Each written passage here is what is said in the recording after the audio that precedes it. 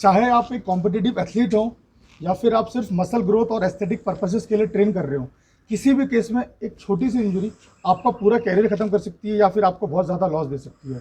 तो मैं इस वीडियो में आपको बताऊंगा उन एक्सरसाइज के बारे में जो आपको किसी भी केस में अवॉइड करनी है।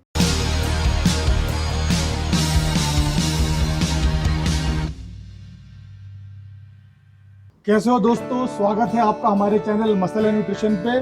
और अगर आपने अभी तक चैनल सब्सक्राइब नहीं किया तो चैनल को सब्सक्राइब करो और बेल बटन दबाओ ताकि हमारी अपडेट्स आप तक रेगुलरली पहुंचती रहें। आज इस वीडियो में मैं बात कर रहा हूँ ऐसी 5 डेंजरस एक्सरसाइजेस के बारे में जिनको आपको हमेशा के लिए गुड बाय बोलना है और किसी भी कीमत पे अपने वर्कआउट शेड्यूल में अवॉइड करना है। तो एज अ फिटनेस प्रोफेशनल हम लोगों को किसी भी एक्सरसाइज को अपने वर्कआउट शेड्यूल में डालने से पहले रिस्क टू बेनिफिट रेशियो देखना पड़ता है। इसका मतलब ये है कि हम ये चेक करते हैं एक्सरसाइज को शेड्यूल में डालने से पहले कि उस एक्सरसाइज का रिस्क कितना है और उस एक्सरसाइज से हमें बेनिफिट्स कितने मिल सकते हैं। अगर किसी भी एक्सरसाइज में हमें रिस्क ज़्यादा मिल रहे हैं कंपेयर टू बेनिफिट्स तो हम उस एक्सरसाइज को अपने वर्कआउट शेड्यूल में इंक्लूड नहीं करते हैं।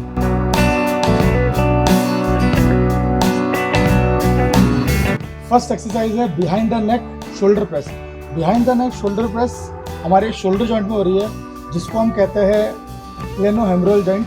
वो एक बॉल एंड सॉकेट जॉइंट है। तो जब कभी भी आप इस मूवमेंट में अपने बार को शोल्डर लेवल पे और शोल्डर लेवल से नीचे लेके जाते हो तो आपकी शोल्डर्स की जो डीप मसल्स हैं, जो हमारी रोटेटर कफ मसल्स हैं, उनके इंजरीज के चांसेस होते हैं। और साथ ही साथ अगर आप वेट ज़्यादा यूज़ कर रहे हो तो आपके शोल्डर्स के आउटर मसल्स भी डैमेज हो सकते हैं। इसीलिए आपको इस मूवमेंट को किसी भी कीमत पर अवॉइड करना है। अब काफ़ी फिटनेस ट्रेनर्स या फिर बॉडी बिल्डर से रिकमेंड करते हैं कि आप इस मूवमेंट को सिर्फ ईयर के लेवल तक करके जाओ ताकि आपकी इंजरीज ना हो।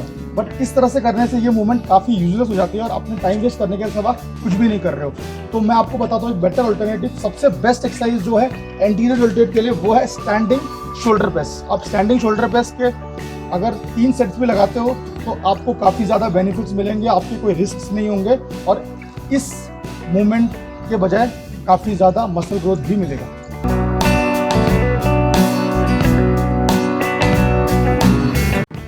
आगे बढ़ते हैं नेक्स्ट एक्सरसाइज की तरफ, जो है अपराइट रोज।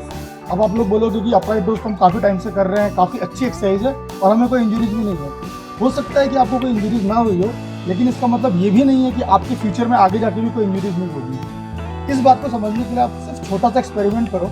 आप इस पोजीशन को, जो कि आप अपराइट रोज में इस पोजीशन को करते हो, इस पोजीशन को आप 10 सेकंड्स के लिए सिर्फ होल्ड करके देते हो तो आपको पता चल जाएगा कि ये पोजीशन आपके शोल्डर जॉइंट के लिए कितनी डेंजरस हो सकती है।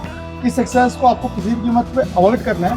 और एक अच्छा ऑल्टरनेटिव हो सकता है डंबल लैटरल रेजेस। और मैं आपको अगर एक बेस्ट ऑल्टरनेटिव बताऊं तो वो है केबल लैटरल रेजेस।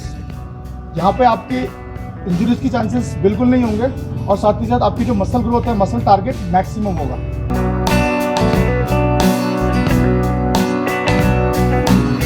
अब मैं जिस एक्सरसाइज की बात करने जा रहा हूँ वो एक्सरसाइज जितनी ज़्यादा कॉमन है उतनी ही ज़्यादा रिस्की भी है। मैं बात कर रहा हूँ बिहाइंड द नेक पुलअप्स की।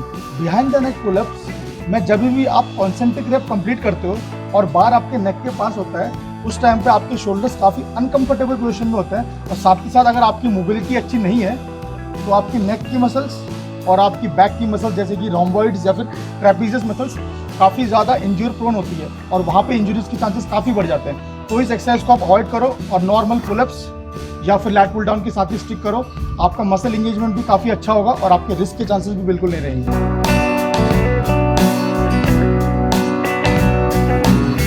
फोर्थ एक्सरसाइज है हमारी बेंच डिप्स। बेंच डिप्स वैसे तो काफ़ी अच्छी एक्सरसाइज है आपकी ट्राइसेप्स को डेवलप करने के लिए, लेकिन अगर आपकी शोल्डर की मोबिलिटी अच्छी नहीं है, जो कि मैक्सिमम लोगों की होती नहीं है, तो इस मूवमेंट पे तो हाइपर एक्सटेंशन हो रहा है शोल्डर जॉइंट पे, वो आपको ट्राइसेप्स में इंजरी दे सकता है। मैं अभी भी देख रहा हूँ काफ़ी बिगिनर्स को ट्रेनर्स लोग सजेस्ट कर रहे हैं, उनके वर्कआउट शेड्यूल में डाल रहे हैं कि आप लोग इस मूवमेंट को करो। लेकिन अगर आपको इस मूवमेंट को करते टाइम पे थोड़ा सा भी पेन या डिस्कम्फर्ट हो रहा है तो आपको एक्सरसाइज बिल्कुल अवॉइड करनी है, नहीं करना है इसको, भले ही आपके ट्रेनर ने बोला ऐसा करने के लिए। इसके जगह पे आप डायमंड पुशअप्स करो, क्लोज ग्रिप बेंच प्रेस करो या फिर क्लोज ग्रिप डंबल प्रेस करो। वहाँ पे मसल एंगेजमेंट ज़्यादा है, काफ़ी ज़्यादा आपको फ़ायदा मिलेगा, कोई रिस्क नहीं मिलेगा।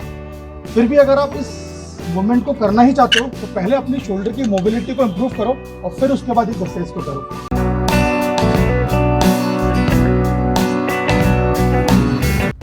यहाँ पे लिस्ट में लास्ट एक्सरसाइज है गिलिटिन प्रेस। काफ़ी लोगों ने आप में से इस एक्सरसाइज को शायद किया नहीं होगा और आप लोगों को पता नहीं होगा इसके बारे में, तो मैं आपको बता दूं कि ये सबसे बेस्ट बारबेल एक्सरसाइज है चेस्ट को टारगेट करने के लिए, खास करके आपकी क्लेविकुलर हेड को या फिर आपके अपर चेस्ट को टारगेट करने के लिए सबसे बेस्ट एक्सरसाइज है। लेकिन इसी के साथ उतनी ही रिस्की एक्सरसाइज भी है ये। तो अगर आप एक फिटनेस प्रोफेशनल हो और कॉम्पिटिटिव एथलीट हो तो बहुत ही प्रिकॉशन के साथ आपको एकदम लाइट वेट के साथ इस एक्सरसाइज को परफॉर्म करना है और इस बात का ध्यान रखना है कि जो आपके आर्म्स हैं वो पैरेलल से नीचे ना जाए। और अगर आप सिर्फ परफॉर्मेंस के लिए या फिर एस्थेटिक्स या ग्रोथ के लिए ट्रेन कर रहे हो तो आप इस मूवमेंट को बिल्कुल अवॉइड करो और इसकी जगह पे नॉर्मल इंक्लाइन डंबल प्रेस या फिर इंक्लाइन बारबेल प्रेस के साथ ही स्टिक करो। इसी के साथ मैं आपको फिर से बोलना चाहता हूँ कि प्लीज़ जिस भी एक्सरसाइज से आपको पेन या डिस्कम्फर्ट हो रहा है उस एक्सरसाइज को आप अवॉइड करो, उनके बेटर ऑल्टरनेटिव्स ढूंढो। और अगर आपको ये वीडियो अच्छा लगा हो तो शेयर करो, लाइक करो। Stay strong, stay healthy and thank you so much for watching.